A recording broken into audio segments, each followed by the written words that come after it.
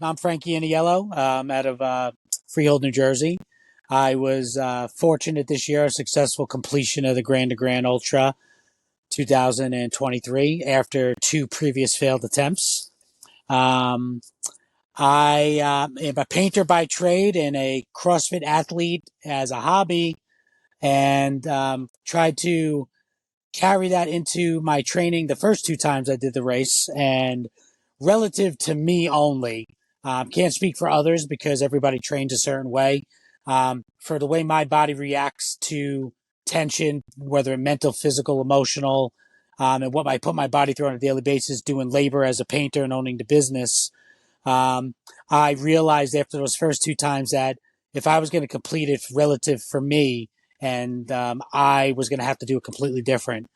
And I had a whole bunch of things happen this year, including getting married, finding out we're having our first baby, and also training after a honeymoon on a truncated schedule because there was no training before the wedding in June because I just was a little busy planning and keeping my wife married, engaged to me. And, but then I really put my pedal to the metal right after that. And all by my wife. My wife gave me the hall pass to try this race one more time. She believed I could really do it. I believed I could really do it even after 2022 when I was hurt halfway through the race. And the hall pass was contingent on her training me herself. My wife is an incredible endurance athlete, and she knows that I'm a short, stocky man, not a nice, slim endurance runner. She recognized my limitations, if any, and put me on a program, diet, training regimen, and it was all different, all the way to the food I brought out there, how I managed my body out there, not so much with supplements and things, but no high sugar foods or caffeines or anything, limited the pain pill, the Tylenol, ibuprofens, and that combination getting me ready. I lost 30 pounds prior to the race after my honeymoon in June. Lost 30 pounds, and I think I lost another 17 while I was out there. So, and the one thing that did not happen that happened every other time I went out there, I had not one cramp, not one body cramp, muscle cramp, muscle fatigue, no nausea. I never got out of breath, even on some of the bigger climbs. It was short periods rather than dragging it on through a checkpoint mileage period. So, everything was different. Every single thing was different. Like I said, down to my socks was different. And I would have never been able to do it without my wife. She walked me through, and she's not a marathon runner or an ultra marathon runner.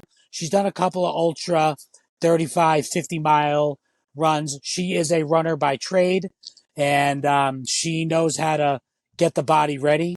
And everything was completely different for me this year and how I did it. And I really have to give her credit, and I'm not just saying it because she's my wife. I would not have been able to do it without her and her support, her training, and keeping me accountable, whether out of respect or fear. She kept me accountable, staying on a diet, and also sticking to my training regimen. So that's how I did it this year. Those were the overall differences from previous years. Yeah, Frankie, let's break all that stuff down because it's pretty crazy and fascinating, like how you attempted it twice and didn't accomplish it, and the third time it all kind of came together with a lot of help and Yeah. changes. So I think my first question would be then, like, why did you choose Grand to Grand as a challenge? And then especially like you're saying, like as someone who isn't a typical endurance athlete, like you're not some I like can't lanky stand marathon. running, Derek. Derek, I'm not a runner. I do CrossFit every day, Yeah, and I cringe when there's a 300-meter run or a mile. I just don't. I was built to run through things, not around things. So it's just not something I'm not like out there on a majestic run enjoying the scenery. I'm just not built that way. So I am definitely not your tip. And again, I don't even want to say typical because you know what?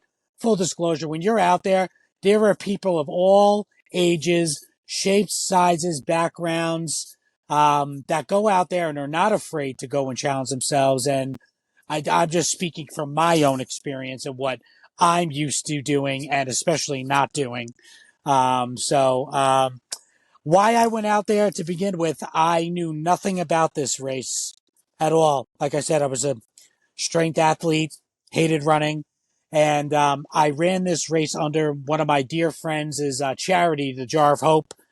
Jim Raffone is the founder. I know that the race, he's been doing this for, I think, 7 years now, this race.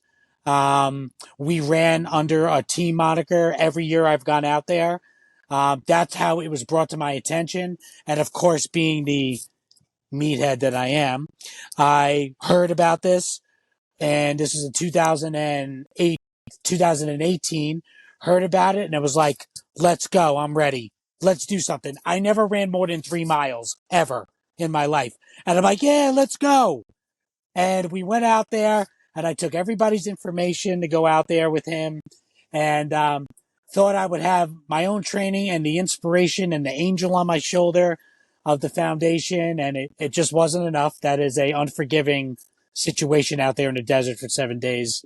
But that's how it came about. I was presented it, and I jumped on the challenge to do it, having no clue what I was getting myself into. You know, we had people talking about it, but even none of us, except for Jim at the time, had ever done something like this.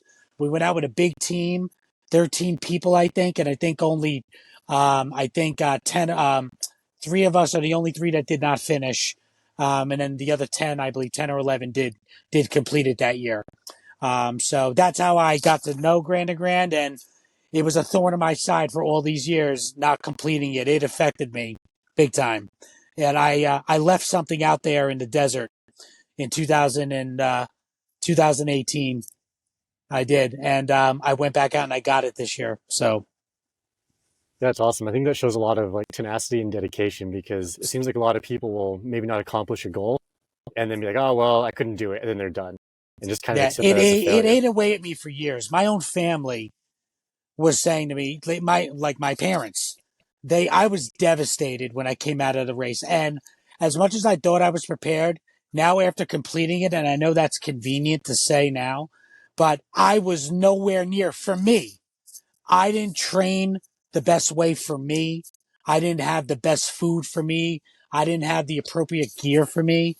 My pack was 31 pounds my first year. This year it was 17. Yeah, So yeah. let's talk about some of that stuff, because you mentioned you made a lot of mistakes and a lot of changes. You changed basically everything. So, like, what are some of the big mistakes that you made in the first year, maybe the second year too, that really affected you? I would say, we shared so much information, and, what, all the way down to the shoes to wear. Um, I will, again, convenient saying it because I did complete it this year. So I think I can speak to what is different, even though it sounds convenient, but, the equipment was a big thing for me. The equipment was all tied for first. The gear I brought, the training I did, the food I brought. I had a lot of, again, relative to my body, not begrudging anybody else for anything else they intake when they're out there. Everybody's different.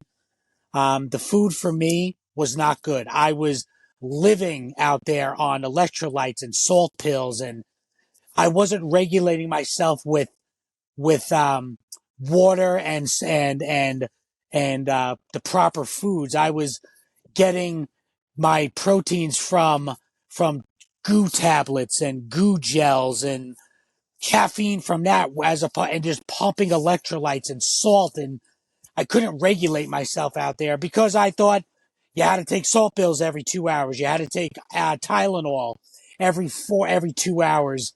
I was just so loaded. My body just wasn't prepared. So gear and diet while I was out there were two of the biggest things. The other big difference is I went out there about 30 pounds lighter. My first year with my pack, I was 260 with the pack. I was 230 pounds, and I was another 30 pounds in a pack. What a difference. I was literally almost 40 pounds lighter with everything going into the race. Literally almost a full 35 pounds of less gear and less body weight this year than I was in that first year in 2018. So, but that was my biggest and I'll say a mistake. It's easy to say it now, but the biggest difference was my gear and the body weight. My gear, the food, and my body weight were all the while I was out there, all the big difference while I was out there. As soon as I got out there, leading up to it, training is a whole different thing. All that stuff would have never even happened if I wasn't trained and already in shape before I went out there. I've never been in better shape going out there for this race than I was this year. So Yeah, that makes a lot of sense. And I think we've talked about before on other podcasts, but like the consistency in training and like kind of getting your body prepped for it. Because it is like, it's not just running. It's not just like a cross training or CrossFit type thing. no, You are running, but you're also carrying a pack the entire time and having right. to kind of regulate your food intake. And like you're saying, all these things that could be practiced on in your training regimen, right? There's so much more to manage than the tumultuous task of 171.3 miles. To be honest with you, the mileage is not the problem. It's everything else. You're trying to keep your feet healthy. You're trying to keep your joints healthy, your internal organs healthy with hydration, not losing hydration, the food, being, everything regular, eating, like it's very difficult to eat, but I found myself hungry, which I did not at any point in time in the previous 2 years. I was never hungry. I was too nauseous to eat, and this year I was like, oh, I can't wait to eat. I was starving and I would eat while I'm on the trail. That was the other thing. My first year, one of the things I brought out my first year, because everybody was like, oh, calories, you're a big guy, 230 pounds. You need calories. You need calories.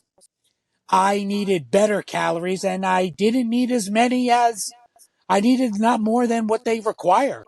I didn't have to, me for my body weight. Your body will survive a little bit longer than you think. It doesn't have to be, for me, I didn't have to carry 3,000 calories of food every day. I survived with the 2,000 calories that they require, and it was 2,000 of good calories, not peanut butter. Did you ever try to eat peanut butter out in the desert? Oh, it's terrible. Dude, come on, man. Come on. And again, some people do, and it works. It just didn't work for me. And sometimes it takes those negative results to, honestly understand what you need to do, what's best for you. And what was best for me is what I did this year. Yeah, so what did you change up? Because you were saying that your first couple of years you did a lot of just caffeine, electrolytes, and that sort of thing. But now I had 2 dehydrated meals a day. I had the goo, liquid, the goo packets. I had the goo blocks. I had no vitamins. No vitamins. I had no magnesium, no turmeric, nothing to protect my joints in a stressed out state. I had nothing. I had nothing. I had peanut butter packets. I had candy for myself. I had um beef jerky, like Slim Jim beef jerky. I mean, I had the worst stuff for me out there, and it's all heavy stuff. It was all heavy, like, I mean, I had probably 4 pounds in goo blocks and goo tabs, the goo gels. I didn't bring one of those out with me this year, not one. Nothing with caffeine in it this year. I brought nothing with caffeine, nothing. 2 dehydrated meals a day. You get the same calories from natural. My wife made me homemade beef jerky, and it was the 4 grams was 400 calories of natural, homemade, tender beef jerky. My teammate and I that survived all the way through, who I would have also never made it without Leanne, who you interviewed recently. My guardian angel out there, was her and I the whole way. Would have never made it without her. We were right behind each other, never went outside of 5 feet. And I might moan and complain, and all she'd say to me is, all right, well, let's keep going. And she just kept me going. We just kept moving forward, and we never broke our plan. And we were both successful, and we held hands the end of every day and at the end of the race. So, but yeah, like I said, back to the food. These were all the differences this year. What else did I bring out there? I had instant potatoes. You know, you add water, garlic, mashed potatoes. It was like having a steak. And then I would put my beef jerky in there. And I had plenty of calories. These were easy things to eat and easy on my stomach. And nothing harsh that my body really had to work to process. Like that processed sugar and stuff just did not work for me. And that's why I was high energy. I was never tired.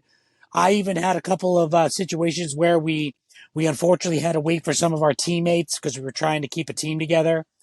Leanne and I was waiting at some points 40 minutes at a checkpoint, even 45 minutes at the end of day 2 because I didn't want to go in without my team. But I had so much built up in my body, like I knew I could handle waiting an extra 45 minutes because I felt great. And I would tell you, it's mostly the diet and not eating anything that made me sluggish or lethargic while I was out there.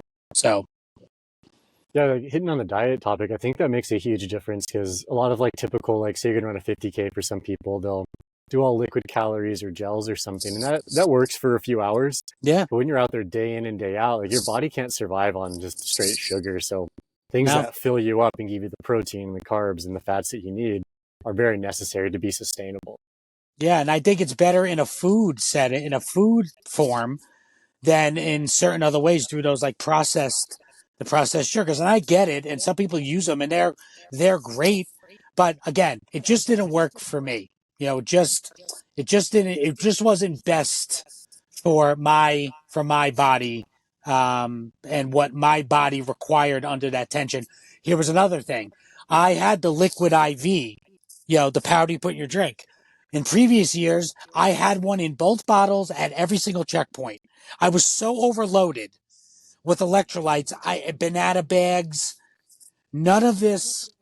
I was just, my body just, I already shocked my body and had no idea what I was doing to it. So it caused limitations with certain things. I cramped a lot in previous years. Instead of this time, I had 2 liquid IVs all day, one in the morning in one of my bottles, and then one at checkpoint 3 in one of my bottles. And then that was it. The rest was just managing my water, and I didn't need it. I was regulating well this year out there, and I never ran out of water. I never was like parched for I made it to all the checkpoints with the right amount of water. I practiced that and it worked out.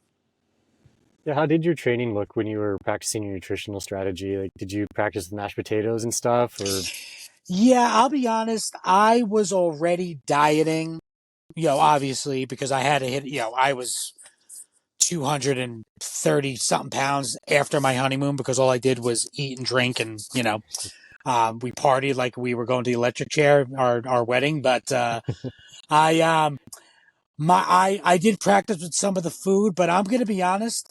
I just practiced with the food that I knew would like, I would work it into my daily routine because I do physical labor all day. So I'm already burning calories all day. I'm up and down a ladder all day. I work all day. I'm not just watching the painting get done. I'm doing it. So I'm already like, I work out pretty much all day, to some extent. Um, but I would work the food in during the day. There was a couple of days I tried like a full day regimen, see how I was. But you know what? Honestly, Derek, you can't simulate. It's in, unless you do an actual 170-mile practice run, you can't simulate everything all at once. Conditions, your body, the weight of your pack. Unless you're a professional doing this, you can't do it. And I think that's what scares people from even trying something like this. Like, it's immediately intimidating. And look at me, my first year, I went in all cocky. I was like, oh, I'm going to handstand walk past the checkpoints. Handstand walk. I couldn't walk. So I practiced that. But one of the other big differences for me, you put so much wear and tear, even as a larger man, there's so much wear and tear on your joints and your hips. I never stretched before or after during the day. I made sure we stretched at checkpoints. I I stretched in the morning, stretched before I went to bed. When I was training, you'll think this is interesting. I never trained with a pack. I think 5 times I went out and trained with my pack. My wife's training schedule was time on my feet. So every week, I ran almost every day. And then every week, 2 of those days in the 7-day period, we increased the mileage twice a week. So I got up to, I'll fast forward. I got up to 8 miles twice a week and then running all week. I got up to 9 miles, then 10 miles twice a week, up to, I think I only got up to like 13 or 14 miles twice in a week. It was time on my feet. If I couldn't jog that much, because I didn't jog this race, I walked it. We hiked it. Leanne called it something. I'll remember it. It was a truffle. It was a trot and a shuffle. That's what we did. And we kept a 20-minute pace. I didn't try to sprint.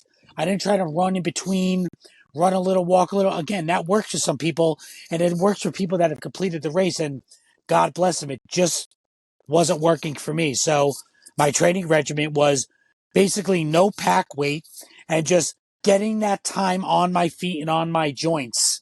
And I was fully prepared. The pack was so light, I didn't even feel it when I was out there. I didn't even feel it. So time on my feet was the biggest thing, and not so much training with the heavy weight, because you're already putting that wear and tear on your body. I was already doing that. I didn't want to go out there already worn down training with weight for 6 months. Again, just for me. It works for others. It just didn't work for me. This worked for me. Yeah, speaking of your pack weight, like you said you dropped quite a few pounds just out of your pack. Like what kind of gear did you change and everything, or was it all food? Well, I will tell you, a lot of it was food. I think my food only weighed in at 7.5 pounds, whereas normally it was like 14. Literally, I cut my food in half, because think of all the things I said I didn't have anymore. No goo blocks, no goo gels. Those are heavy. 2 dehydrated meals a day. I didn't need that. I had some days I only had an instant potatoes in the morning, and then I had a ramen noodles at night. Like that's, and I put my beef jerky in it. I took collagen at night in my collagen and a protein shake at night for muscle recovery. That was also a meal for me. So like, the food was the biggest weight difference. I bought an ultralight sleeping bag, that packed down in a compression sack down to like into a 5-liter compression sack. It was literally the size of a softball. Now I'm a big dude. My sleeping bag was a full size, but I got that thing compressed down to a softball. Um, my sleeping pad was also ultra lightweight. That weighed, I think it weighed less than it weighed a pound and a half, I think. Whereas my previous one was this thick, plush, wide thing that weighed probably 3 pounds. Um, I didn't bring all these extra clothes. I had 2 pairs of underwear. That's all I brought out there. 1 pair of shorts, as opposed to 2 pairs of shorts. I had 2 shirts, not 3 or 4 shirts that I brought out there to change into. These things add up, man. You know, um, how I packed my bag mattered to me. Where I had my stuff. Um, my front pouch was not heavy. I had a WAA pack. Um, in the previous years as well, but I used another one this year, but I didn't have the side pouches. My bag was full, but it wasn't packed and bursting at the seams this year. Even with my blister kit. I had this big, chunky blister kit all those years. I brought tape and some antibacterial creams and a couple of syringe needle things to pop blisters and one roll of tape. I brought 3 rolls of tape one year. I mean, these things add up to just pounds and pounds, and I just went super lightweight, and I didn't know how much my bag was going to weigh. I didn't even weigh it until we got out there. And when they did it, I couldn't believe my food was only 7.3 pounds. I couldn't believe it.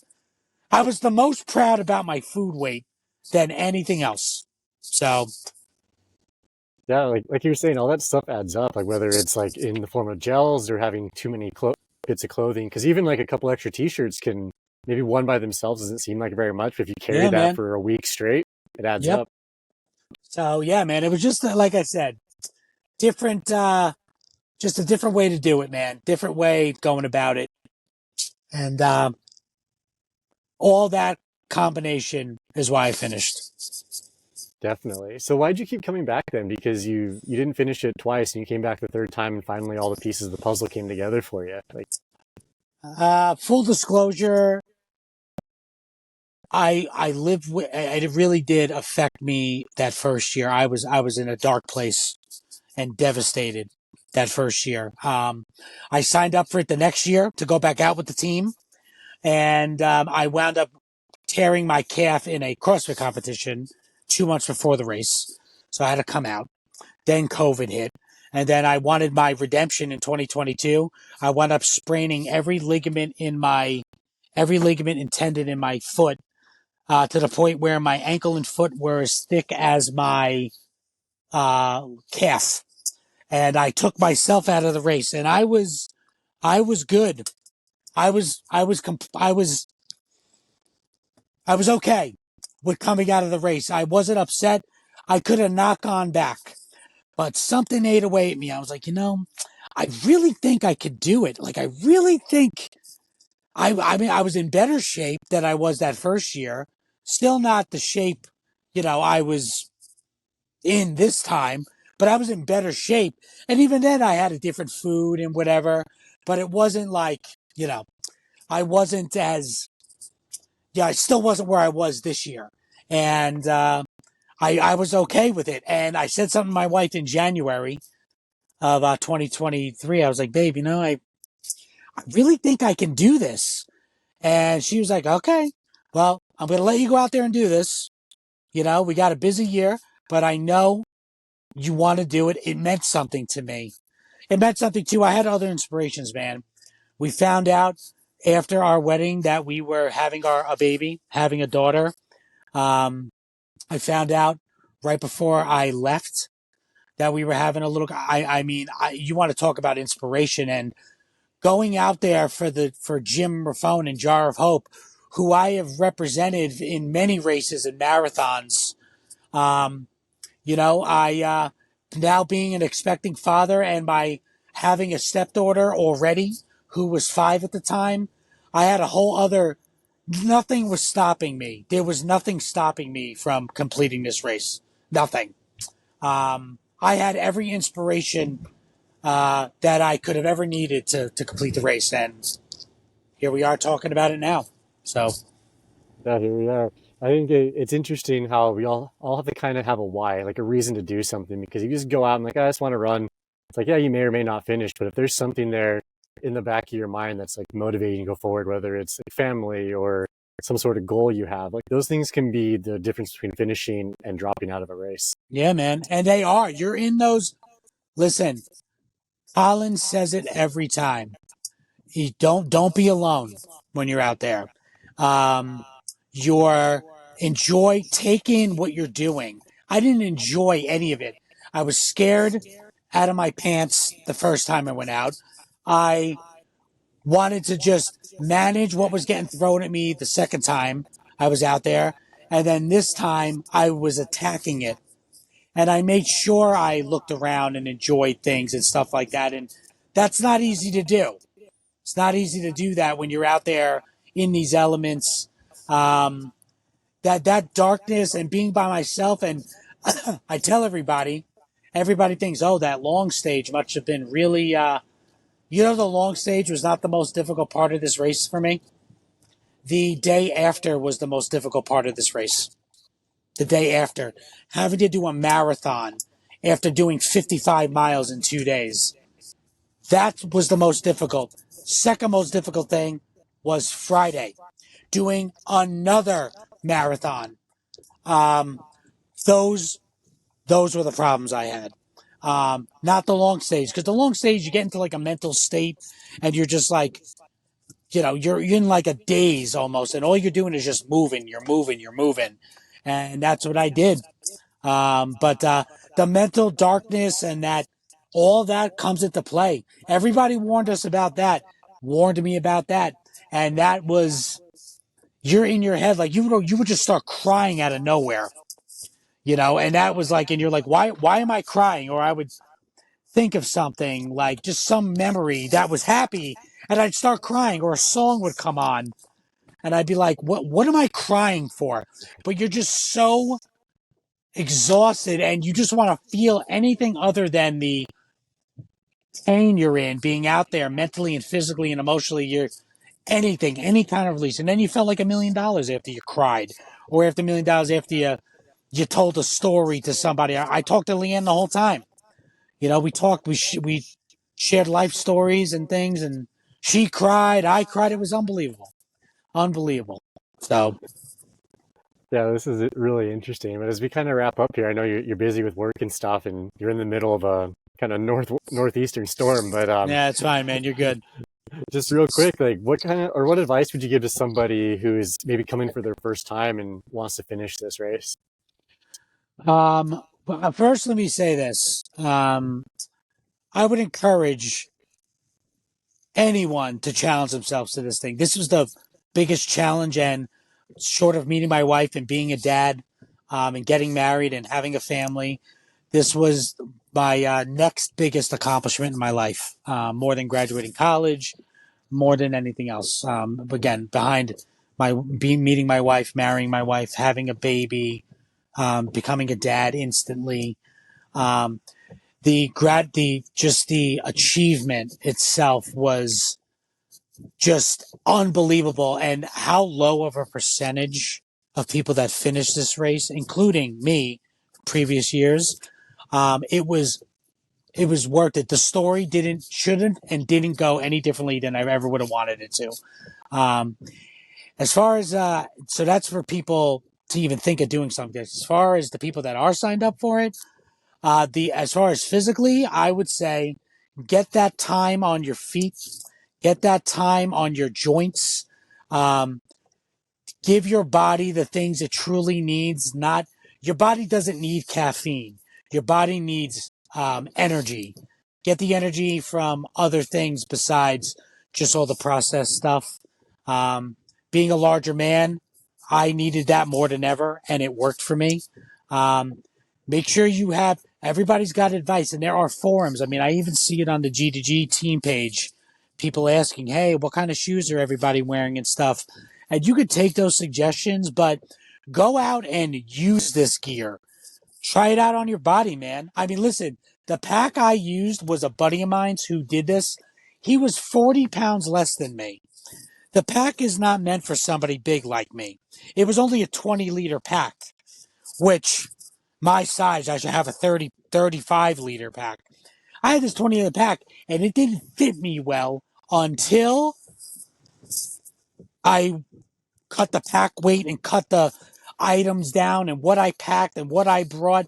That didn't fit me perfectly. It was too tight and too uncomfortable. My water bottles were like in my ear because it was so tight. The things didn't sit right.